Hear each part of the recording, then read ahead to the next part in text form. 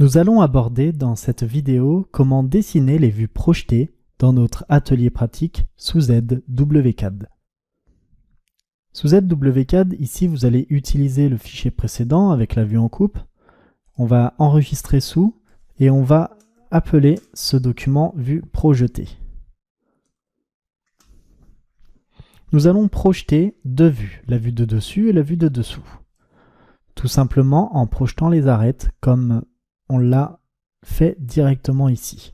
Donc on va ici projeter à 150, comme ceci. Ensuite, on va projeter ici de la même manière. On va créer une ligne comme ceci. Et on va créer un premier cercle qui viendra comme ça. Alors, ce cercle, on va le déplacer pour le mettre un peu plus haut. Ça nous aidera notamment lorsque l'on va créer les vues après.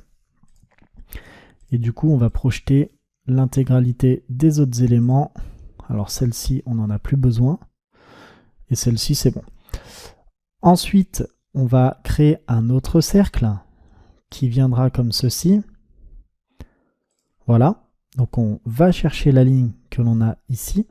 Et là, on a un cercle d'un diamètre 40 pour l'intérieur. Donc on crée ce cercle avec un rayon de 20. Là, on a donc dessiné tous les cercles que l'on a besoin, sauf évidemment les trous. On va donc créer un premier cercle. Donc on va projeter cet axe dans la direction souhaitée, comme ceci. On va créer un cercle de diamètre 10, donc rayon de 5. On valide. Et on va maintenant réaliser une répétition circulaire.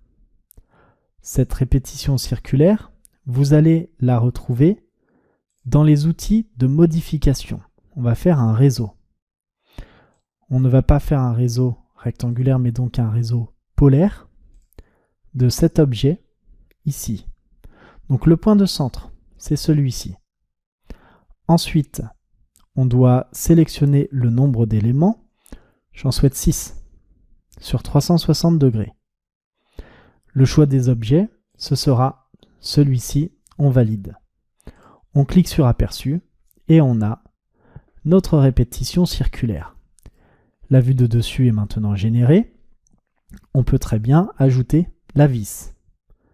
Donc la tête de vis qui est ici, on va la sélectionner, on va la copier et on va l'intégrer ici à ce trou. Alors attention, là, la répétition circulaire est partie. C'est pas grave. Je vais juste la régénérer justement en même temps que je vais créer donc la répétition circulaire de ma vis. Donc je refais mon réseau. Le réseau polaire, 6, choix des objets, aperçu, je valide par entrée. Et là, j'ai généré mon réseau polaire et en plus de ça, j'ai mis ma vis. Je vais maintenant créer la même chose pour la pièce du dessous. Je vais donc projeter les lignes, donc L entrée, comme ceci. Je vais les projeter à 200. Également celle-ci.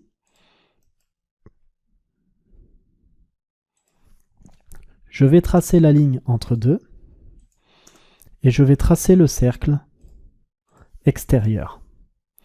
Je peux supprimer celle-ci. Je vais maintenant créer tout simplement le cercle intérieur ici, puis celui-ci.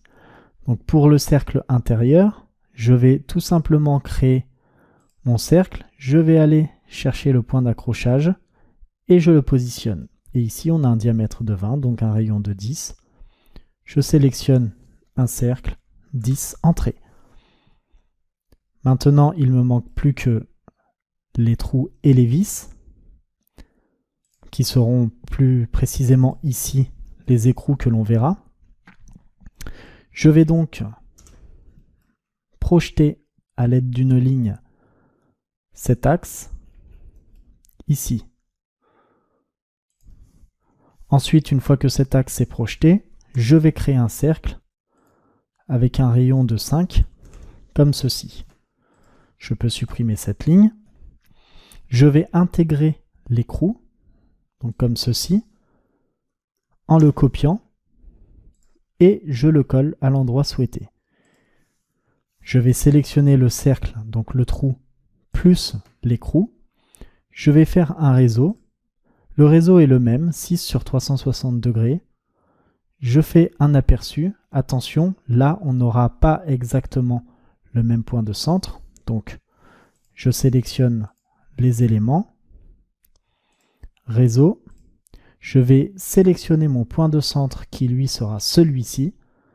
Je crée un aperçu et je valide. Et maintenant, j'ai la vue de dessous avec les écrous. Je peux donc enregistrer mon travail. Je vous remercie d'avoir suivi cette vidéo et je vous dis à tout de suite pour la suite de cette formation.